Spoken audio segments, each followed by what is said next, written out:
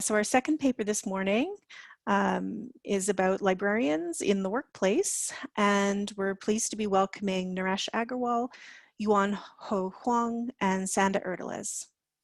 Please take it away when you're ready, folks. Thank you so much, Sarah. And I'll just share my screen and then let Sanda take it over from there.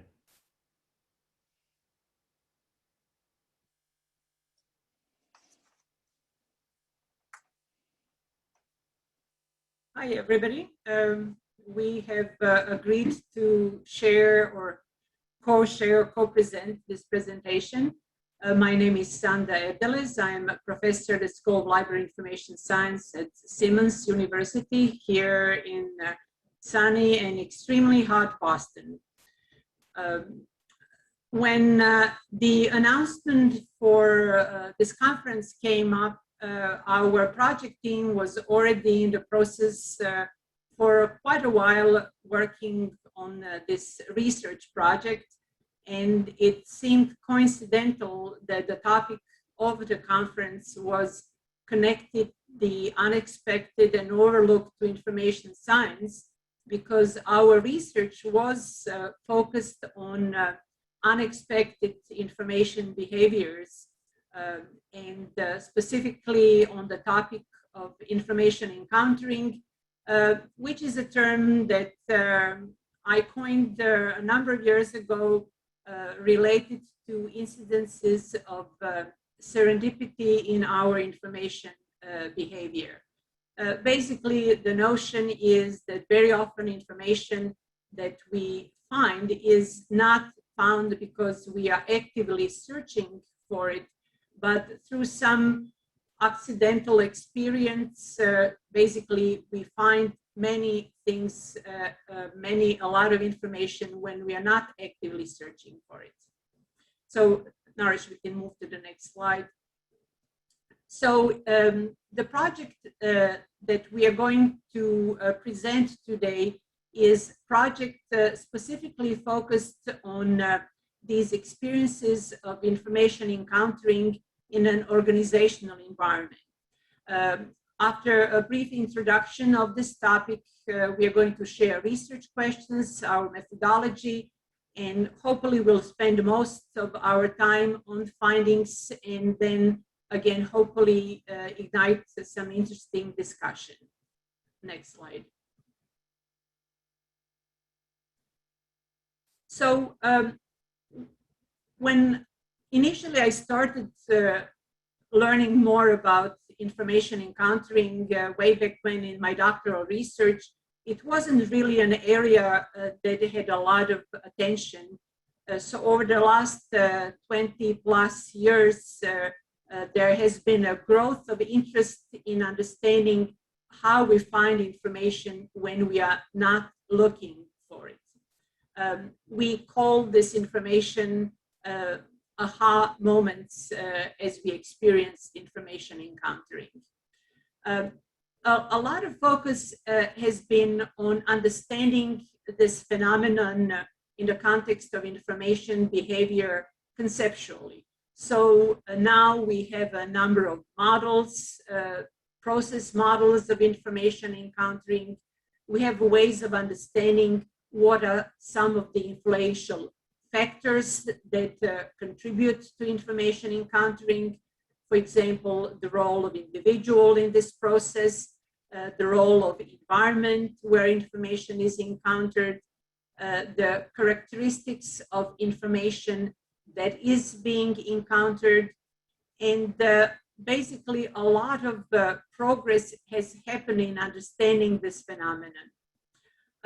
Also, variety of researchers have studied different types of user groups as they experience information encountering. For example, there was obviously a lot of focus on academics, journalists, online shoppers, and all these type of research studies really contributed in our deeper and richer understanding of this phenomenon. However, we realized that there is very little understanding of organizational context of information encountering. And this was basically the key motivating factor behind our research. We were trying to find out, do people who normally experience information encountering in their everyday environments also have these experiences in the context of work or organizational settings? So the paper that we are presenting here is actually part of a much bigger study that is trying to understand the effect of organizational knowledge management on experiences of information encountering. Specifically, we were trying to discover whether people who identify themselves as super encounterers also have these type of experiences when they find themselves in an organizational setting. So here you can see the two research questions that were guiding our model. Number one, do the experiences of people who encounter information often apply within the organizational work setting? And because our population were librarians, we asked another specific question: do librarians who are super encounters in their everyday life encounter information frequently when doing their work in a library context? Next slide. So the research model that we developed is a relationship between individual predispositions for information encountering, which was measured through an individual information encountering score, and this will be explained a little bit later, and how does that predisposition has an impact on individual information encountering in an organization, in this context, in a library environment. So our working hypothesis was that individual predisposition for information encountering positively relates to individual information encountering in an organization. And now I will let my colleague talk more about the research model. Thank you so much, Sanda. So my name is Naresh Agarwal, and I'm a colleague of Sanda's at the School of Library and Information Science at Simmons University in Boston, and a Director of Information Science and Technology concentration there, and an associate professor. So this model that you see is a much simpler model to what we have. We have a big complicated model with a number of variables in a larger study, and we just picked the very simple part of that for this particular study. And it also was kind of a test case for us so that we could take a part of the data and analyze it and present it in this conference. So in terms of the methodology in which we gathered data, so we used the survey questionnaire method, and the target population was medical librarians. And the reason we chose medical librarians was because we wanted to have, we wanted to control for the variances in our samples. So we chose a particular type of library as a way of trying to limit the differences in our sample, and also to have a sampling frame that we could easily access. So we chose the medical librarians from the top 100 medical schools as identified by the US News and 2021 Best Medical Schools. And emails were sent to 1,909 medical librarians collected from publicly accessible websites between March and August 2020. And from there, we got, I think, let me just check in our papers. I think we have about, yeah. So from this, I think the data that we got was a response rate of 14.65%, and we had 274, which was the actual number of participants whose data we could use. So these were our survey items. So for our first variable that we have, the independent variable, which is individual predisposition for information encountering, we used the 9 items from here, and as done by a previous study by Sanda, Erdelez and her colleagues. And this was an instrument that was developed which is looking for the individual propensity for information encountering. For things like when searching for information online, I scan for things that aren't related to what I'm looking for, or I come across information that I wasn't looking for. I notice things, I find information that I wasn't looking for. And when I notice some things, I tend to interrupt my original search. And when this process of finding gets interrupted by looking at something not related to my original goal, and then I don't really mind pursuing this. So usually this kind of thing, right? If you see number 7, it is very different from a particular focus on being productive or being focused on your task. But individual information encountering, in fact, works completely in a different way. In fact, in one of our conversations with Sanda and Yuan yesterday in our working weekly meeting, we talked about how in this time of COVID pandemic and with a number of Zoom meetings we have right until like 7 p.m. or late through the day, the space for encountering has actually reduced. So you need to have more free space, more mind space to be able to interrupt and to be able to notice things and to be able to encounter things in your day-to-day life. So when I find unexpected information online that is interesting, I open a new browser tab or a new window to explore the information further. So these were the questions that we had for the first set in terms of looking at the individual predisposition to information encountering, for which we used a coding scheme called IE score or information encountering score to capture this. And the second was the individual information encountering in the organization. So after looking at it as an individual propensity in an organizational setting, how do we notice that? So we had two questions over here. One was based on a Likert scale of 1 to 5, from strongly disagree to strongly agree. So I serendipitously encounter information very often in the course of my work within my organization. So this is like not just individually while doing other things, but in the course of your work in an organizational setting. And in our case, it was looking at medical libraries, so it would be in the medical library setting. So, and the second is I serendipitously encounter information several times a day, about once a day, several times a week, about once a week, about once in 2 to 3 weeks, and less than once in 2 to 3 weeks, and don't encounter at all. So both these refer to this variable, the dependent variable on individual information encountering in the organization. But one was more of an agreement skill, so we call it individual information encountering in the organization, IEO, in terms of agreeing or disagreeing with it. And the second was a more objective scale in terms of looking at the frequency of encountering, even though both are coming from the individual's point of view as filled out in the survey. And these were taken from one of my 2011 GSIS paper in terms of the frequency and agreement. So our survey instrument was developed and populated using a Google form, and it was pre-tested. We sent it out to friends and colleagues, and I can show you a brief snippet of that. I think here. So this was a survey instrument, and we had some standard instructions in the beginning, and with IRB information and all, and some demographic questions in terms of gender, birth year, current job title, name and location, time in your field of work, time in your current job, highest education and specialization. And then we had all those 9 questions that we just discussed on individual disposition for information encountering in the beginning.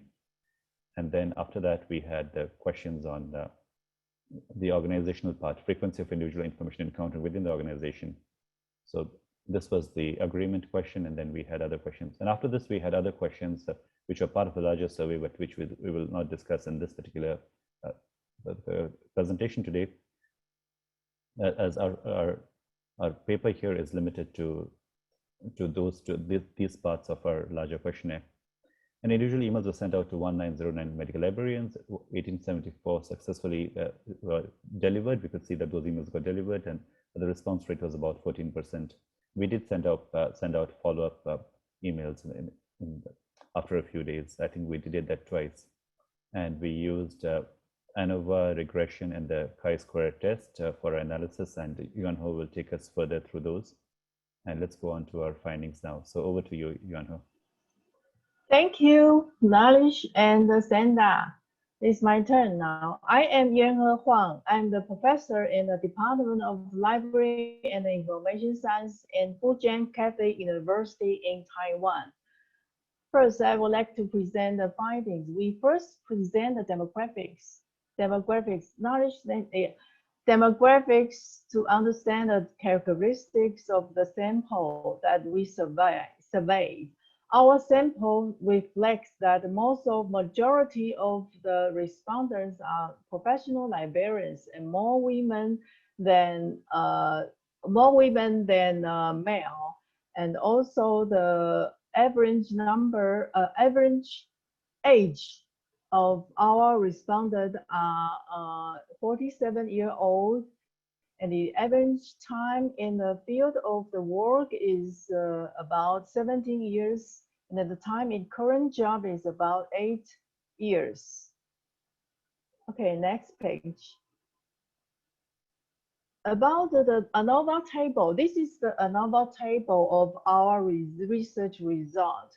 We found that in our study, people encountered information serendipitously in different frequencies, ranging from several times a day to once or less than 2 to 3 weeks. We want to know that whether there is any difference among the frequency groups about the IE score. Normally, if the people who got a higher IE score, then they tend to be a super encounter in our studies. So we want to know whether there is any mean difference between the IE score between the frequency groups. The result shows that there is a significance, a result that from the F value at the D value smaller than 0.001, which therefore we conduct a post hoc comparisons using LSD test. The result shows that the group with the group A, which they about once or less than once in 2 to 3 weeks encountered in their organization, the IE score of this group is significantly smaller than those groups with C, D, and E. These groups tend to have much more frequently encountered in their information in their organization. So that means that the result shows that the high IE scores of an individual correlates with high frequency of individuals' information encountering in organization. Indicating that the more often people encounter information generally, the more likely they encounter more information at work. Next slide. Also, we tested our hypothesis. The result shows that our hypothesis was supported that the relationship between the IE individual information encountered, it was found that the individual information encounter score was a significant predictor to the individual information encountered in organization. And however, the R-squared test of the R-squared value is 0.118, which means that less than 12% of IE score can account for less than 12% of the IE organization in organization. That means that there are other factors that explain the individual's IE in organization beyond the information's predisposition to information encountering. Finally, next slide, please, the chi-square test. This is the chi-square test for the two variables. One variable is about the frequency level of information encountering. The other variable is about the agreement. we want to test about whether the respondents were consistent across these two measures. In order to meet the statistical requirement that no more than 20% of the expected values are less than 5. So we recorded variables from 5 groups to 3 groups to meet the requirement of the statistical test. The result shows that it is significant that these two variables are significantly related. If that means the respondents were consistent in indicating how often they encounter information within the organization. Okay, it's turn to Naresh. Thank you so much, Yuan Ho. So with that, with those findings, now let us look at what are some of the conclusions that we can draw from these. So one is that there are people who are predisposed to information encountering by chance and recognizing when they do so, those who can be termed super encounters as found in previous studies. And in my personal interactions with Sanda, having worked with her as the conference co-chair of the 2017 ACES annual meeting, I recognized her as one of those super encounter people herself. And I think there are people like her and other people who tend to notice things often, like when they see those things happening by chance and saying, aha, more often than other people. And those people are able to, and in research it says that these people have a prepared mind to be able to notice information when they find it by chance. So these people are able to continue this trait or behavior in their organizational work setting as well. So that is one important finding, that the individual propensity for finding information translates to their work behavior as well.